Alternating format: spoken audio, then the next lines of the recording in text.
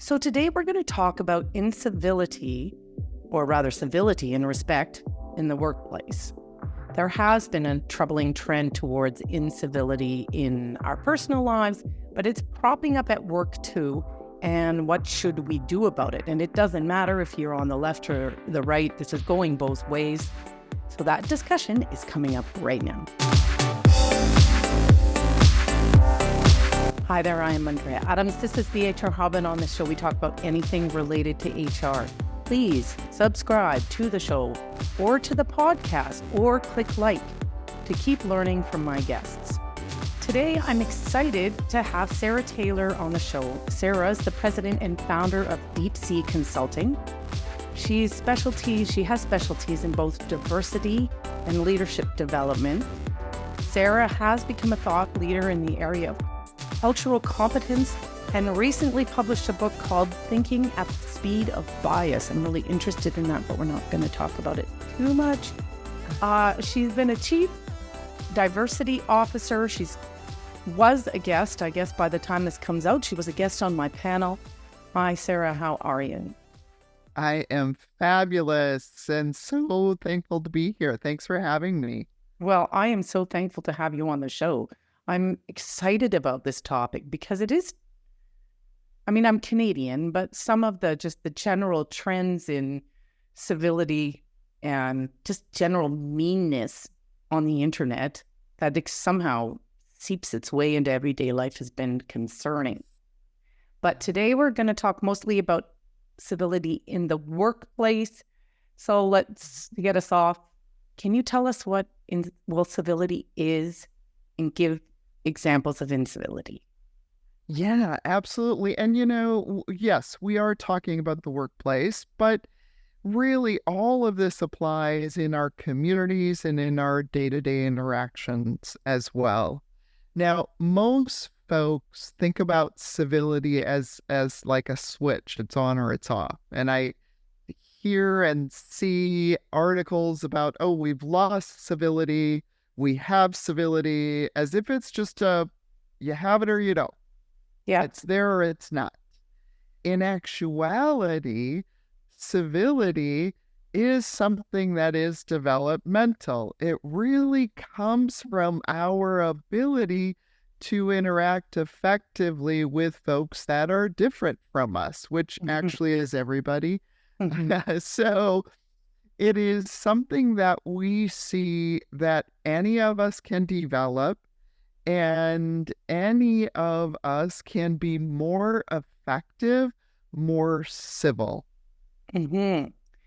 It's a development thing, and that and we can develop civility. What does civility in action look like? Yeah, absolutely. I relate it to the stages of cultural competence. And now most folks think, well, wait a second, how does cultural competence relate? When we talk about cultural competence, we're not talking about, do I kiss, bow, or shake hands? Something that I travel abroad, right? Yeah. Cultural competence is actually about how do I interact with people that are different from me, which frankly is everyone. Mm-hmm. And what we know is that there are actually stages of developing mindsets and skill sets. And earlier mindsets are really kind of oblivious to the impact that their actions have on others. So 5 stages of development. So from early stages where we're really kind of oblivious to the second stage where we're outwardly judging and outwardly okay with being offensive, then the next stage where we want to pretend everything is okay. Oh. And when we do that, we think so many of us, in fact, that's where almost all of us are stuck. Almost 70% of us in that stage. And we do that because we think, well, we're really not going to talk about how we're different, not going to talk about anything, that is divisive. And then we're going to be okay, right? Yeah. Well, the reality is I bring very unique differences like everyone else. And so if we're not able to talk about those, we can still be offensive in that stage. And the latter two stages, we're actually able to see much greater complexity in both how I perceive the interactions that I'm in, as well as how others perceive them in order to be most effective. And so we're able to shift from on that the earlier stages, the first three stages, lots of folks talk about the golden rule. Mm-hmm. We know what that is. Do unto others as we would have them do unto us. Mm-hmm. But instead, we're actually focusing in those latter stages, do unto others as they would have done to them. That's the platinum rule. Mm-hmm. And so to move to that, we have to actually develop an ability. And that's why it's not just I am civil or I'm not. I am respectful or I'm not. So at the first level of this developmental cycle, we're oblivious. We just say what comes to mind. And oblivious to how others might be impacted. Okay. Oblivious even to very easy to see differences. Not too many people are there, though. Okay. Usually, less than 2% of a population are in that stage. So then we go to the next stage, stage 2, which I think is, for HR professionals, is going to be the stage that concerns them most. This is where we are going to have problems. So stage 2 is where people deliberately say offensive things. Yeah, that's the key. And let me, I wasn't intending to go back, but when you said deliberately, because folks in the first stage can say something that's offensive, but they'll be clueless to the fact that it is. Okay. Just really oblivious. So when someone comes to HR because they've said something, offensive, and you kind of go through, in the meeting, you said this, and they're like, wait, what? I have an example of that. I did an investigation a while back, and this fellow was saying absolutely hideous things about sexual acts with women and animals, and it was terrible. He had no clue that he wasn't supposed to be saying these things. None. So he's clearly one of the 2%. Yes. And you're lucky to be doing an investigation with him. Yeah. So that first stage is oblivious, and that's why I call that oblivious. The second stage, we're judgmental. Us, them, good, bad. It's okay to say all of X group are smart, all of Y group are lazy. This group is better. If you deny that, you're just being dishonest. There is a sense of this is what's right. And if you're not seeing that, I'm just going to say it louder until you see it and until you understand it. Very judgmental, but also really, really lacking an understanding of complexity. So I'm always big on visuals. So I think about, if you had pointillism painting, so pointillism painting has what? A gajillion different dots in it, right? That make up that whole painting. If you took away all but 4 dots, you'd have absolutely no idea what that painting was. That's kind of the way folks in this stage are operating, because they just don't see the complexity, yet they're very sure in their opinion, very clear about their judgment and the evaluations that their brain is making about other folks. That's why they're loudly stating their claim. Now, I know that I think what would be likely is so many of the people who's watching this are thinking, I know a person like that. Probably, 99% of the people that went and stormed the White House, when was that? I don't know what year that was, but they would be in that category, or that's what we're thinking of those people in the category. But I'm also thinking that I've heard other people, and that even by not seeing the complexity of those people, which, they're doing illegal things. But anyways, not seeing the complexity there, am I committing the same offense? Yeah, absolutely. We can be. Absolutely. Okay. And so it is an equal opportunity judgment. Yeah. And it is not only certain people judge. Mhm. So you literally, and this is what's always, I see leaders so often, once they understand these stages of development, Okay. there's always this assumption, particularly when we relate it to DEI. Yes. There's an assumption that marginalized folks are somehow more competent. And in actuality, that's not the case. Are marginalized folks, have they experienced more oppression? Absolutely. Have they experienced more microaggressions, more disadvantage? Absolutely. But that doesn't mean that they have developed this ability to understand how their unconscious is creating their behaviors. Let's say in an organization, you've got fights going on essentially about a particular DEI issue. You can have folks on both sides of that fight that actually are in this second stage of development, regardless of their identity. And it's maybe something I'm guilty of, is too often absolving uh, the oppressed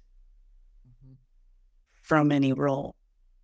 And which is so privileged of me to say, I might add, because I'm white. And that gets us to actually nicely segues into the second stage, because I think most of us, or the third one, is that because most of us are afraid to say anything, so we say nothing. Can you tell us about the third stage? Yeah, so that third stage is the mindset is a focus on differences divides, a focus on similarity unites. So I'm not going to talk about the differences. I'll give you a quote from a person in a focus group in one particular organization. And she said, yeah, we get along really well on our team, despite all of our differences, because, we just don't talk about them because that'd just be too divisive. So it's this sense of, shove all of the differences under the rug. But the reality is, what happens when you shove all kinds of stuff under the rug? Eventually you trip over it. And so shoving it under the rug and pretending that it's not there doesn't make differences go away. Our differences are there, and they're always going to be there. And in fact, they're going to keep increasing in our workplace. Ooh, ouch. that one hurts a bit. For those of us who are trying so hard to be kind, it hurts. Well, let me just say about that, though. Every stage has something that's positive, in one sense or another. And that particular stage, this is developmental. We've moved beyond seeing other people as a threat.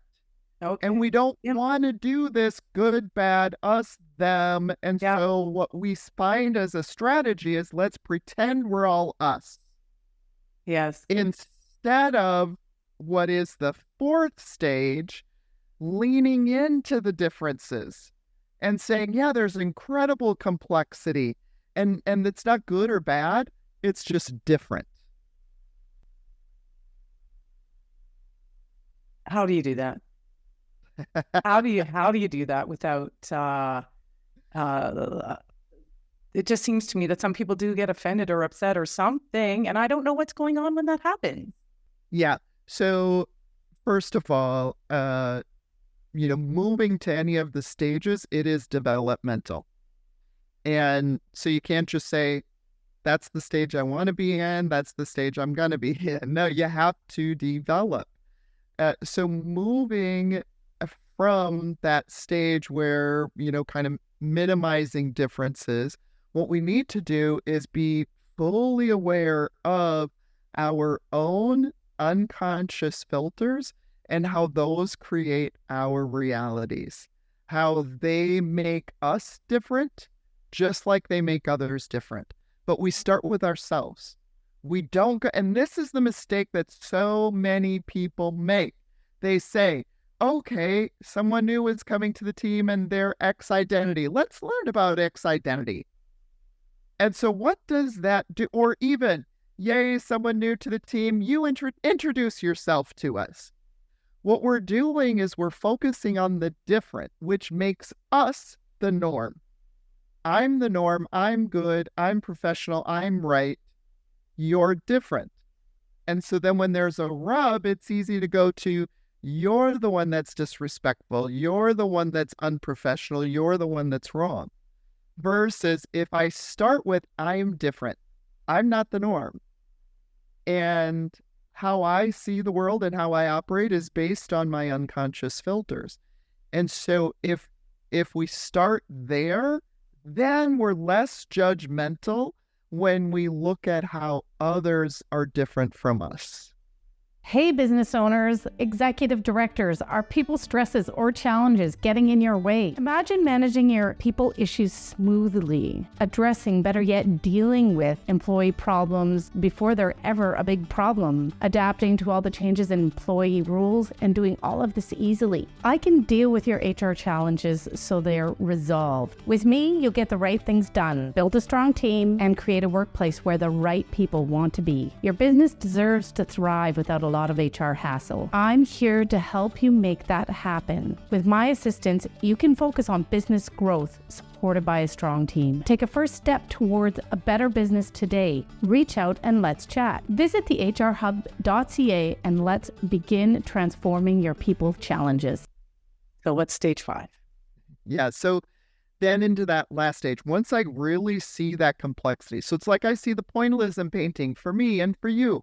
Yeah. Then I can see what our true differences are. And I can see how I need to shift my behavior to be more effective in my interaction with you.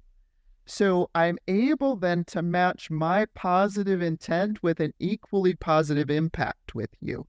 That's stage 5. That's where we're able to be our most effective selves. Okay.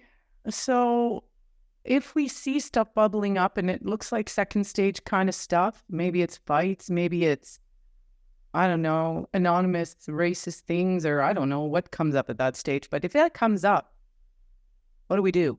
How do we, do we have a role in moving the organization more, up the developmental chain? Oh, I believe we absolutely do. If not HR, who? Right. Honestly. It sounds to me like an HR kind of job. It really is. It really is. Absolutely. So I think obviously the first piece is to understand, is it something that is intentional discrimination? Is it something that merits an investigation? Mm-hmm. That's something separate. Okay. And we need to follow our processes in that regard. If it is something where, folks are making these statements broadly about maybe an election coming up, or, something that they saw in their social media feed that comes from this second stage of development, but it's still having an impact. Yeah. We go back to, remember that if this is developmental, we know what are the strategies to move someone from one stage to the next. Now, we in HR may not be able to actually develop someone as we're dealing with the particular situation we're dealing with, but we can at the very least work with the development in that situation and move the situation to something that's more effective, more positive. And the strategy in responding to someone who's doing the good, bad, us, them is actually to focus on commonalities. Yeah, whatever. Okay, Might sound similar. I get it. Might sound familiar, right? Which moves us to where there's more similarities than differences. Exactly. It's strategy that gets us to step 3, which is still a little cringy. Yep. That's right. Okay. That's right. And again, that's why I think so many people stay in that stage. Because and it is about 70% of folks in that third stage. Mm-hmm. So we stay there because we think, well, this is what we're supposed to do to move from that where we were, right? Yeah. And we don't want to go back there, so we're just going to keep pretending that there aren't any differences. Right. So what that can look like very explicitly for a specific situation is statements that start with, I think we all want Mm-hmm. what's best in this situation. I think Mm-hmm. we all want a respectful workplace. I think we all want an effective meeting. I think we all want what's best for this project. So starting with that, you know what? We all have a positive intent here. Yes. And then another, I'm going to give a couple of different strategies here. Okay.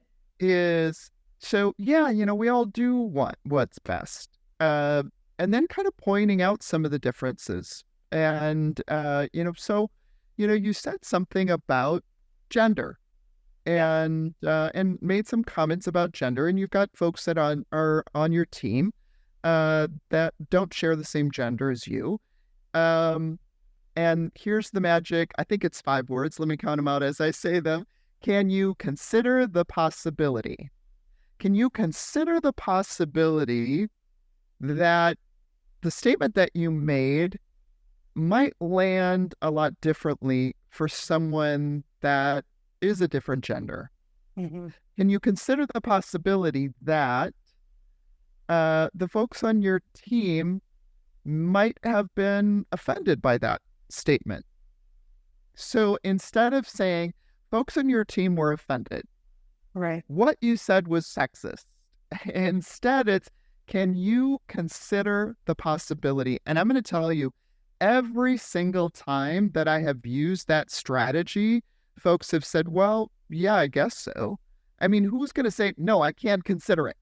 Yeah. I mean, Yeah. folks will say, well, yeah, I consider it. I can consider that. Okay, well then, what would it mean to you if that were the case? Because they're actually telling us that it did offend them. And I'm assuming that wasn't your intent. I'm assuming you had good intent going into the interaction. So that's another way to just think about it as moving it developmentally, because again, we're dealing with a different kind of situation here. We're not dealing with someone broke a policy, someone broke a law, someone created liabilities for us that merits an investigation. We're talking about that level of incivility that just feels really icky. How do we move that to something that isn't so icky? Oh, I do want to mention 2 typical pitfalls okay. that folks fall into when responding to folks in that stage. And one is that they just give them all kinds of information. Yes. Here, let's send them to training. Mm-hmm. Yes. So actually, that gender can do this, that, and the other. Or actually, this, that. And what we know, actually, because this is something developmental, it's not a lack of information, it's just different information. And it's the information, what they're telling, what they're saying, and what their actions are, reflect what's in their unconscious and their unconscious beliefs. So if they've got a stack of unconscious beliefs, think of like a huge file cabinet, the old filing cabinets full of beliefs that support what they just said. And you just, add in information from the other. What are they going to do? They're just going to pull more information from their file cabinet, and they're going to dig their heels in more. We see that over and over and over again. We saw it a lot right after George Floyd's murder in 2020, when organizations and folks in the organization were, in uproar. Our organization is racist. Our leaders are racist, our leaders or organization isn't equitable, or whatever it might be. What did leaders do? They sent back information. No, we've done this, and this. No, we did this, that, and the other. And we're going to do that, and the other. Sending information doesn't help, which also is one of my, I just cringe every time I hear it. I hear it all the time. People will say, well, particularly with political polarization, what do you need to do? If you watch one particular cable news, well, then watch the other. If you watch the other, then watch the one. No, that's just going to get you further entrenched. That is not a solution. That just creates more of a spiral. The other thing that we tend to do, which kind of falls in line, is we defend. Yes. And we get stuck in the fight ourselves. Yes. Well, everybody, yes. So, and it's natural, particularly if someone is coming at and saying something about me or my identity group. Tell me my group is bad. I mean, what's a natural reaction? No, your group is bad. And that's also not going to be helpful. I can think when you put it that way, that's amazing. I see it in so many different lights. Most of us are at stage 3. I have to ask how we get beyond stage 3 and start talking about differences, because it feels very scary to talk about differences. I want you to imagine those 3 middle stages. Imagine them with a color. Well, actually, the first 4 stages, imagine them with a color. So imagine 1 and 3 are blue and 2 and 4 are orange, let's say. In the blue stages, we aren't talking about differences. In the first one, because we're not seeing them, and in the second one, because we've already shoved them under the rug. Right. Yeah. In the orange stages, we are talking about differences. In the second, it is judgmental, good, bad, us, them. Yeah. In the fourth stage, it's the full pointillism. And it's not good or bad, it just is. So when we are sitting in that third stage, blue stage, right? We're sitting in that third stage and we hear a little bit of the orange in the next stage. Remember, we've only experienced one orange. Oh. So we hear it as the orange of the previous stage. So someone talks about differences and we say, oh, well, I was racist. Well, I was sexist. Well, that you can't say. When in actuality, they're just describing the full pointillism and without judgment. It's Yes. Okay. How do we work up the gumption, or whatever the word is, the bravery to go to the fourth stage? Because people are going to accuse us when we go there. They're going to accuse us of being in the second. Mm-hmm. Well, here's a strategy that we can use any day. That is, I call it inoculation. So a little dose of something that you don't want to really, let go. Let in and kind of run rampant. So you're kind of foreshadowing and saying, hey, you know what? We're going to be talking about, I don't know, who knows? We're going to be talking about markets that we want to get into as an organization. Mm-hmm. And as such, we're going to be talking about differences and differences based on different demographic groups.